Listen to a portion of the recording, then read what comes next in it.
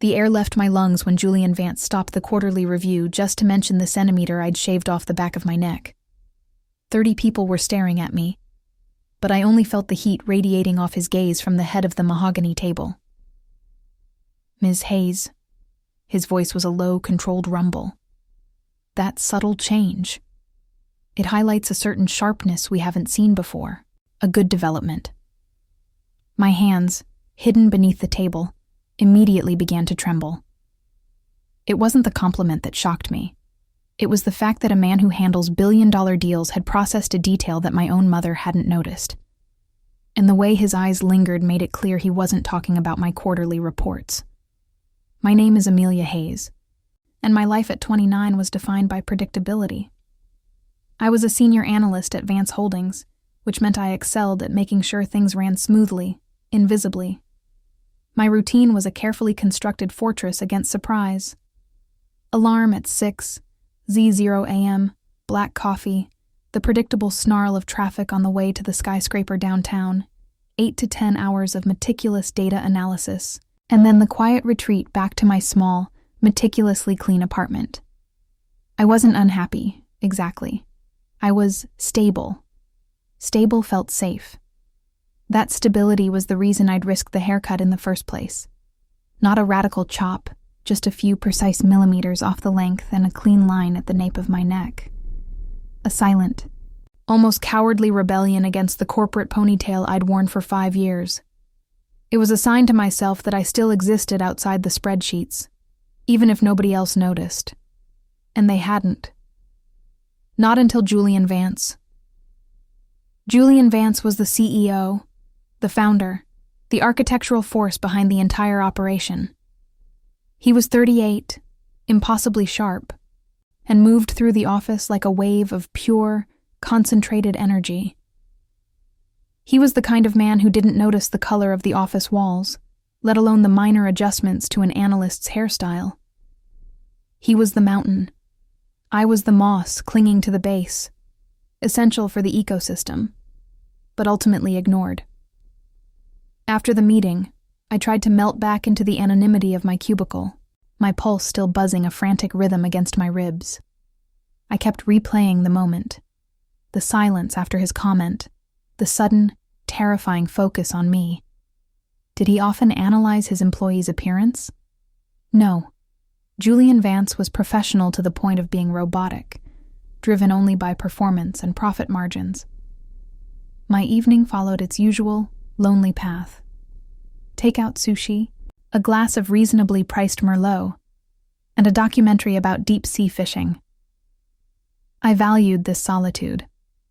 It meant no awkward small talk, no need to explain why I didn't have exciting weekend plans or a romantic partner. I was efficient, even in my loneliness.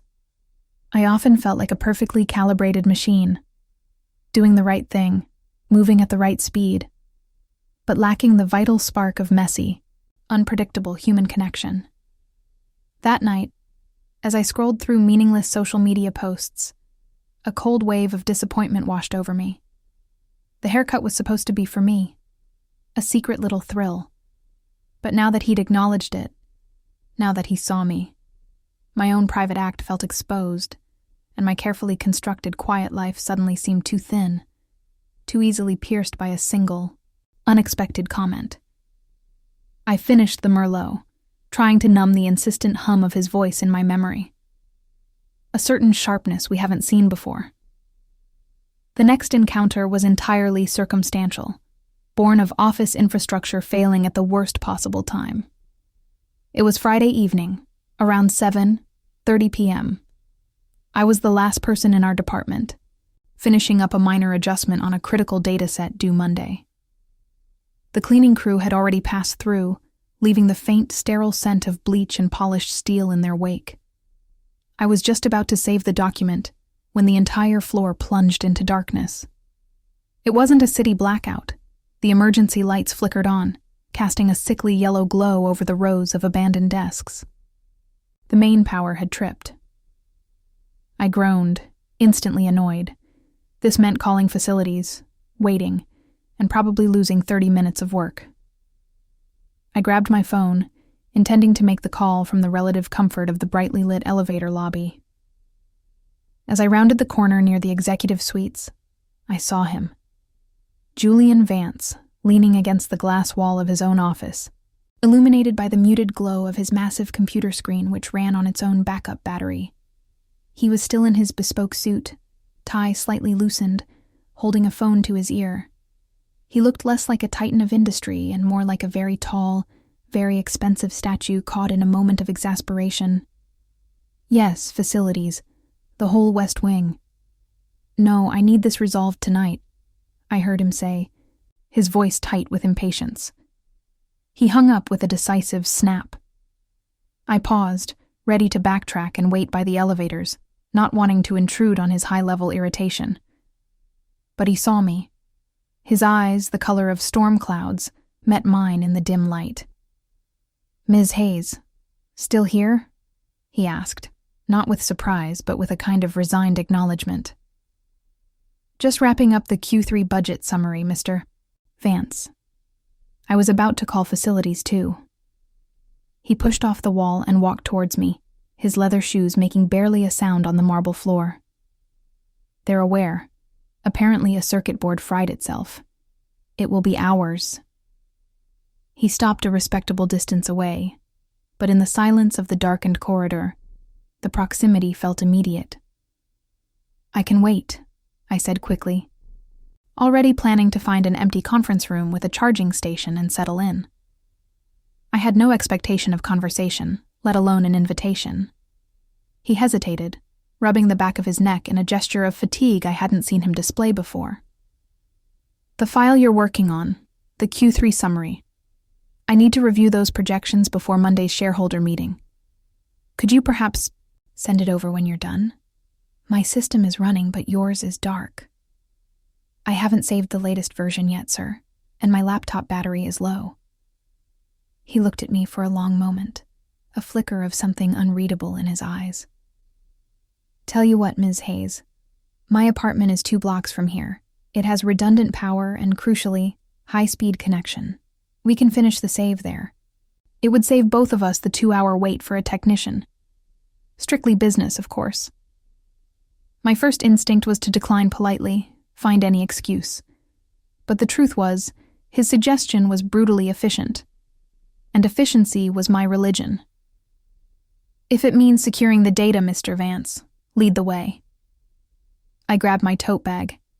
It was the furthest thing from a date, a simple, absurd consequence of a fried circuit board. I was there for the sake of the Q3 budget summary, nothing more. Walking beside Julian Vance on the sidewalk felt less like a commute and more like an unauthorized field trip. He didn't speak, which I found surprisingly soothing. He simply moved with that confident, long-legged stride that seemed to conquer the pavement rather than just traverse it. He was dressed in a charcoal gray suit that looked tailored specifically to fit the exact angle of his shoulders. His presence was a kind of silent, controlled rumble, the kind you feel rather than hear. I kept a respectful half-step behind him, focusing on the rhythmic tap of my sensible work heels against the concrete. I was Amelia Hayes, senior analyst, acutely aware that I was carrying my battered work laptop and wearing the same sensible black blazer I'd worn all week.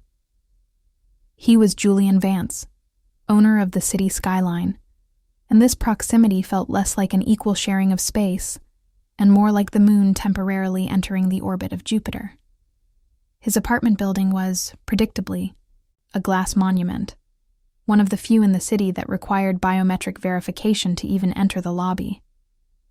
He waved a hand in front of a sensor without looking, and the heavy door hissed open. The air inside smelled faintly of expensive leather and something clean and oceanic.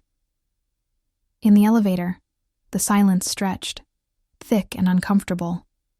I stared determinedly at the illuminated floor numbers, avoiding the mirrored walls.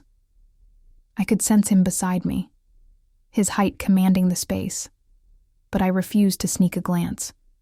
He cleared his throat once, a small, involuntary sound that betrayed a human need for oxygen. But otherwise, he remained the impenetrable CEO. When we arrived at his apartment, The penthouse, naturally. The view was overwhelming. The entire city looked like a scattering of electric jewels far below. But what struck me most was the absolute lack of warmth.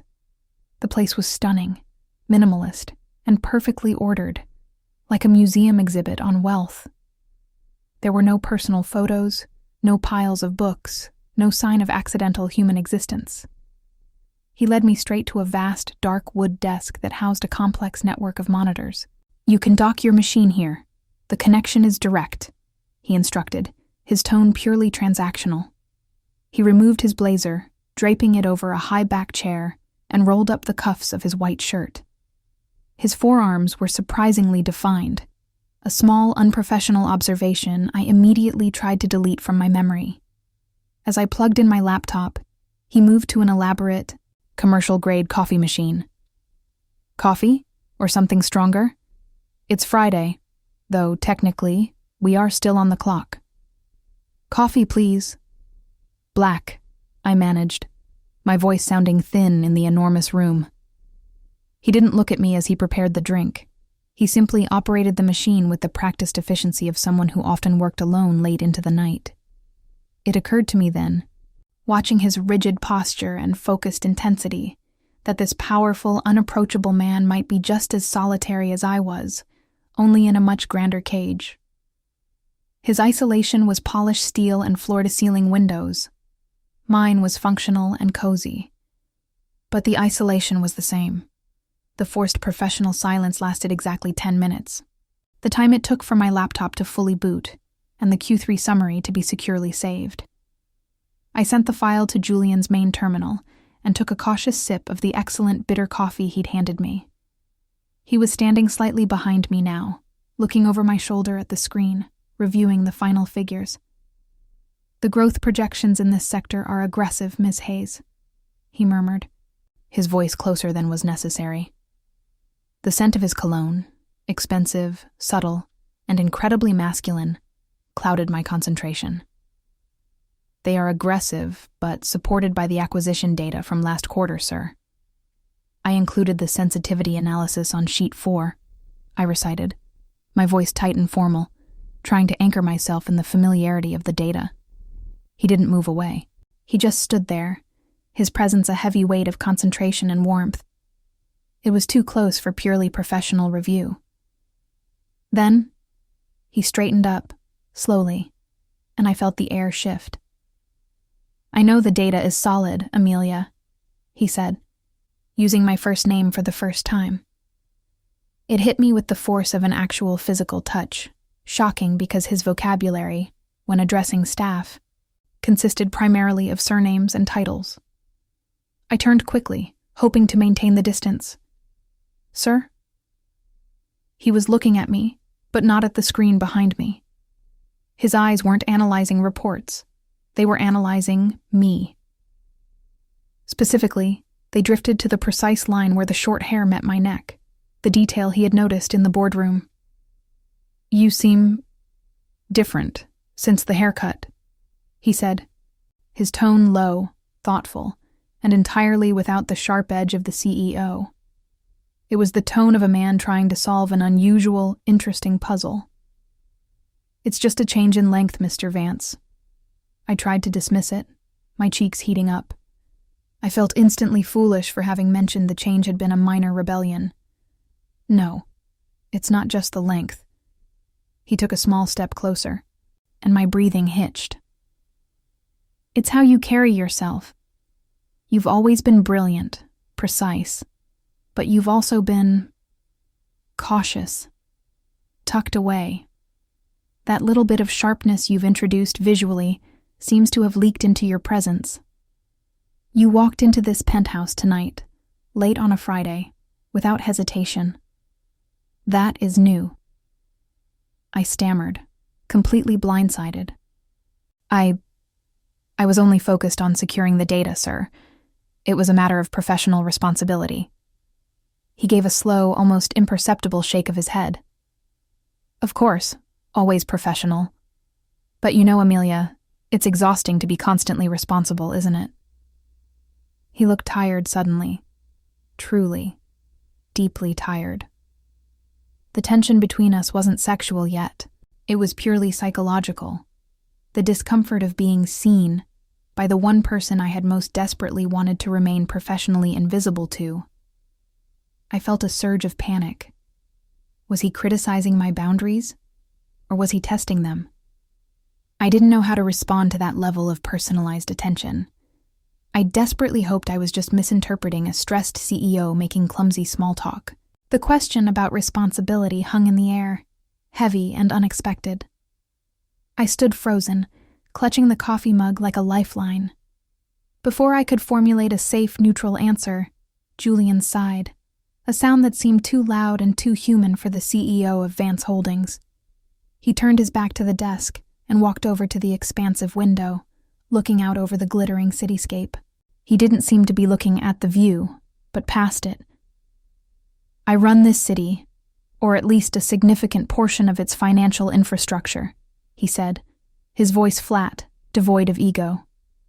From this vantage point, I can see everything I've built, every success, every risk that paid off. And yet, he paused, his shoulders, those perfectly tailored shoulders, seeming to slump slightly. I spend Friday nights alone in this very expensive, very sterile box, staring at numbers on a screen. He turned back slightly, catching my eye. There was genuine exhaustion etched around his mouth. People see the title, the suit, the apartment. They see the power. They don't see the relentless, suffocating pressure to be right every single day. They certainly don't see the fear that if I stop, even for a moment, it will all crumble. It was a profound confession of loneliness, delivered not to an employee, but to a silent witness. It redefined him immediately. The impenetrable fortress of Julian Vance had a massive, unexpected crack. He wasn't confessing love or desire. He was confessing burden. I imagine that level of responsibility is isolating, sir, I said softly, the formality of the sir feeling strangely hollow now. I wasn't just observing a powerful man. I was observing a man under severe stress. He offered a short, dry laugh. Isolating. Yes, and everyone around you starts behaving like they are auditioning for a role. They filter their honesty. They tell you what they think you want to hear, or they try to extract something from you. They never just see you. He looked directly at me then, and the weight of his gaze was intense. You, Amelia.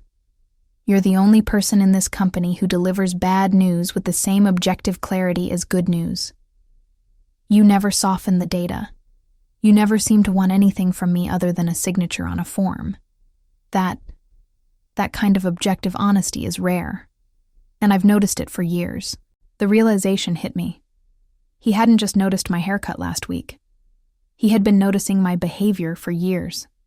My functional invisibility had, ironically, made me profoundly visible to the most observant man in the building. The power dynamic didn't entirely vanish, but it inverted.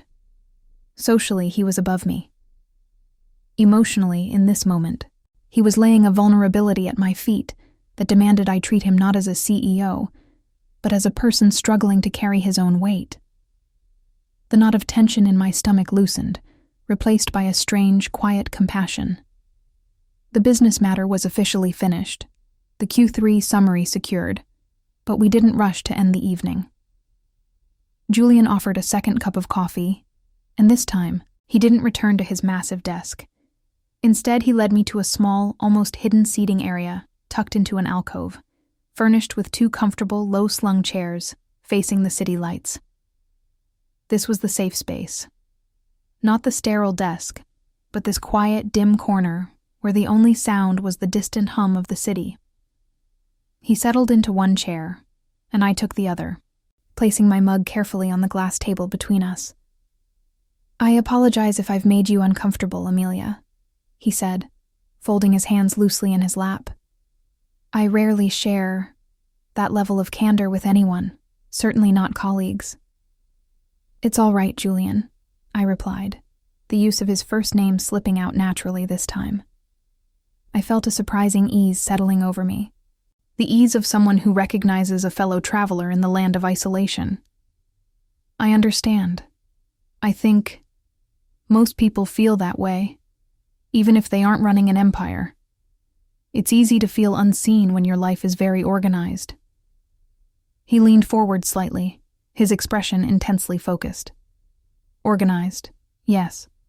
You carry that air too. A dedication to structure, a quiet determination. You never complain about the late hours or the unreasonable demands. I've always wondered what you do when the structure breaks down. What happens when you decide not to be organized? I laughed softly, a genuine, unexpected sound. I get a ridiculous haircut, apparently. A slow smile touched his mouth, a gesture so rare and private that it altered the entire landscape of his face, making him look younger, softer, and more approachable. It was the first time I'd ever seen him truly smile. It suits you, he said simply. We talked for the next hour, and the topics were miles away from finance. We discussed the strange, beautiful silence of being alone in a city of millions, the difficulty of maintaining real friendships when work consumed everything, and the strange relief that comes with low expectations. He spoke of growing up with immense pressure, of chasing the next impossible goal. I spoke of realizing years ago that relying on anyone else for my emotional security was too risky, hence my love for predictable stability. There was no physical contact, no suggestion of anything beyond the conversation, but the intimacy was thick, like velvet. I watched the movement of his hands as he spoke, the slight furrow in his brow when he considered a point. He didn't interrupt me. He listened, truly listened, which felt like an act of profound respect. The time felt suspended, a bubble of genuine human connection hovering over the vast, uncaring metropolis. We were two solitary individuals, temporarily freed from our roles, sharing the simple, liberating truth of our shared loneliness. The moment of reckoning arrived silently, carried on the wings of the digital clock on Julian's wall. 10:45 p.m. I had stayed far longer than was remotely appropriate. The comfortable silence that had settled between us suddenly felt dangerous. My mind, which usually operated with spreadsheet logic, began frantically tabulating the risks. He was my CEO. He was 9 years my senior. Our entire professional interaction was built on layers of hierarchy and professional distance. If this quiet, genuine connection became anything more, if a single line were crossed, the fallout would be catastrophic for me. I wouldn't just lose my job. I would lose the structure, the predictability, the safe isolation I had worked so hard to build. And I would have done it for a connection that might only last a single evening. My hands started to feel cold. I shifted in my chair, suddenly wanting nothing more than to be back in my predictable apartment, surrounded by my own familiar safety nets. Julian, I started, trying to inject my voice with professional finality. Thank you for the coffee and the access. The Q3 summary is secure. I really should leave now. His expression darkened slightly, not with irritation, but with immediate understanding of my retreat. He read the fear in my eyes, the sudden return to my professional persona. You're putting the walls back up, he observed, his voice quiet. It wasn't an accusation, just an observation of fact. I have to, I admitted, my voice barely a whisper. This evening shouldn't have happened. It was purely a work contingency, and I need to respect the boundaries, both for me and for the sake of the company. The words felt stiff and corporate, a defense mechanism I threw up instantly. I was terrified of what he might say next, terrified he would confirm the possibility that had blossomed between us, because if he did, I knew I would be weak enough to consider it. The idea of losing this connection was painful, but the idea of burning down my entire career for it was terrifying. He studied me for a long time. You always revert to safety, don't you, Amelia? Safety is reliable, I countered, leaning into the truth of my own cautious nature. It doesn't hurt, and I have worked very hard to earn the respect I have at Vance Holdings. I can't risk that for... I trailed off, unable to complete the sentence. For a moment of genuine human warmth. He stood up, walking toward the window again. He didn't pressure me. He simply created distance, letting me have the space to retreat. The silence was agonizing, filled with the potential of everything we were both willingly suppressing. I stood up too, grabbing my laptop bag. My self-containment felt like a betrayal of the truth we had shared minutes earlier, but it was a necessary betrayal. I had to protect my routine, my peace, my invisibility. I was halfway to the door, my laptop bag strap digging into my shoulder, the retreat fully executed. I just needed the professional, polite farewell, and I would be back in my safe, structured world. Julian hadn't moved from the window. He was a silhouette against the city glow, yet I could feel the intense focus of his eyes on the back of my head. Just as I reached for the handle, his voice cut across the vast space, low and clear, cutting through all my defenses. "Wait, Amelia."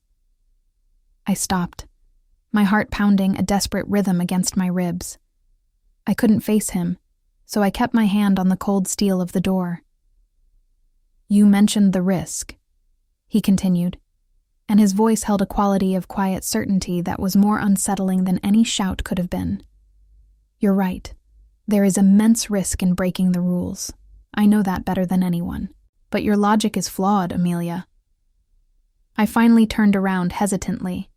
He took a few steps closer, closing the gap until we were standing about 5 feet apart. He wasn't intimidating. He was simply present, anchored in reality. "You think the risk is losing the respect you've earned," he said. "You think the risk is burning down your career for a fleeting connection. You categorize this as impulsive. I need you to understand that this is not impulse for me." He paused, gathering his thoughts, and the intensity in his gaze was almost overwhelming. This was the moment everything hinged upon. "I saw the haircut in the meeting last week," he stated, repeating the initial trigger. "But that was just the physical manifestation of what I've been observing for years. I see how you meticulously cross-reference your data. I see how you drink your coffee black, the way you pause before you speak to ensure the precision of your words. I see the quiet humor in your eyes that you never let anyone else access. You talk about safety and being unnoticed, but I have seen you, Amelia Hayes, for years, not as my senior analyst, but as the quiet, fiercely intelligent woman who hides her spark behind efficiency." My breath caught in my throat. I couldn't speak, couldn't move. This wasn't seduction. It was pure, unadulterated recognition. He took one more step, eliminating the last of the awkward space between us. "You want to know the real risk. The real risk is allowing yourself to stay invisible, just because it's comfortable. I'm not asking you to throw away your life for me tonight. I am telling you that I am here, standing in the middle of my own empty, organized life, and I am choosing to see you. I have already chosen you, Amelia, long before a power outage forced us into this room. Now, tell me what you choose to do about the fact that you are no longer unseen." The world tilted slightly. All the air I had been hoarding in my chest rushed out in a shaky, uneven breath. Julian Vance, the man I'd admired from a professional distance, the man whose complexity I'd only glimpsed in the dark, had just dismantled my entire defense mechanism with one clear, devastating sentence. "I have already chosen you." I felt the panic recede, replaced by a strange, overwhelming vulnerability. My hands, still resting on the doorknob, began to tremble again, but this time not from fear of being caught, but from the terrifying magnitude of being desired for the quiet, hidden parts of myself. "I don't know what to say," I whispered, the confession a raw sound in the vast, silent room. I genuinely thought I was exaggerating everything in my head. I thought I was misinterpreting a few stray compliments. My routine is my protection, Julian. I'm afraid of wanting something that doesn't fit the spreadsheet. He waited patiently, his gaze unwavering. He didn't press, didn't try to close the remaining distance. He simply allowed me the space to confront the truth he had laid out.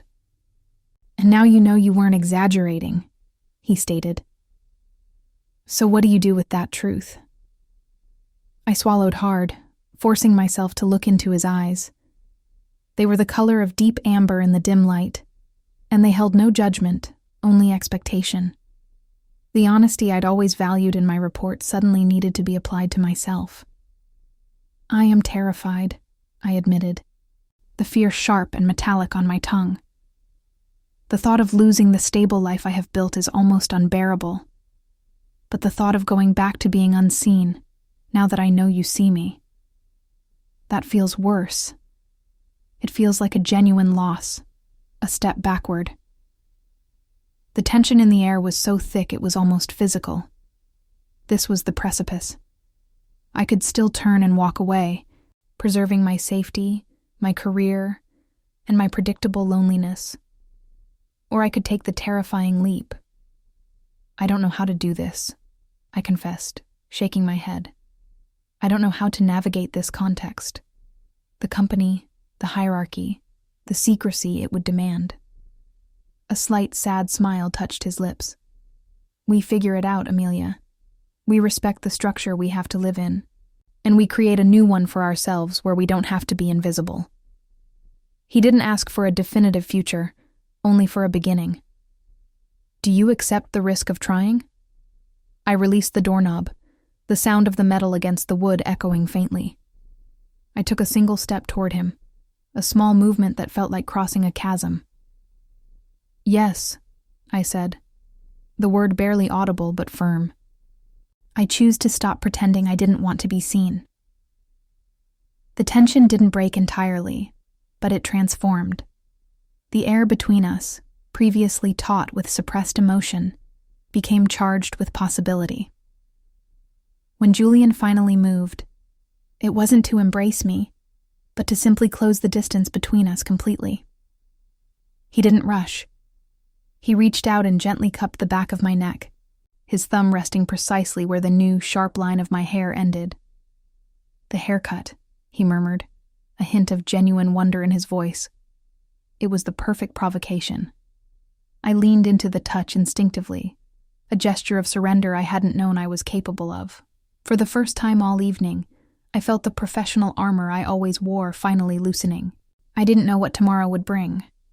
The awkward Monday meeting, the risk of whispers, the sheer logistical nightmare of blending our two disparate worlds.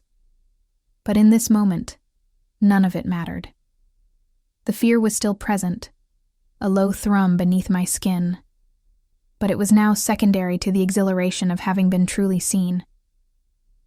"We should get you home, Amelia," he said, his voice husky. "It's late." "Yes," I agreed, realizing I had entirely forgotten the time, the power outage, and the fact that I was standing in the penthouse of my CEO. He retrieved my laptop bag and his blazer. The return journey down the elevator was different from the ascent.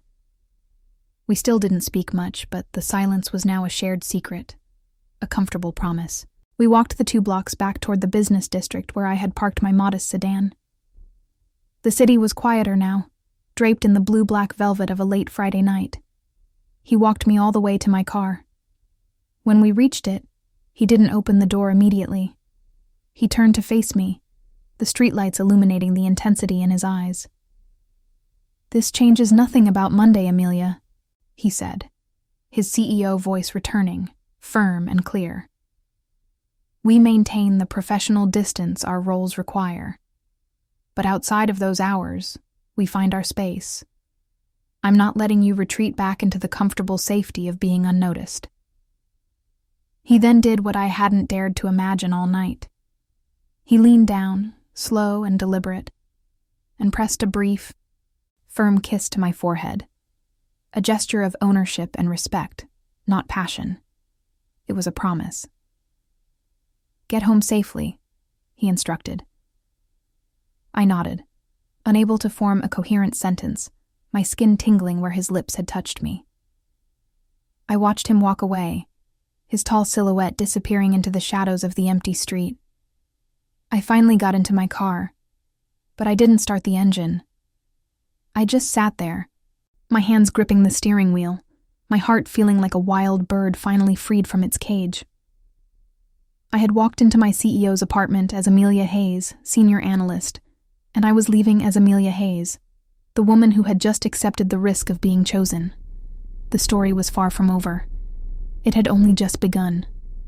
If you loved the silent tension and the slow burn chemistry of Amelia and Julian, hit the like button and subscribe.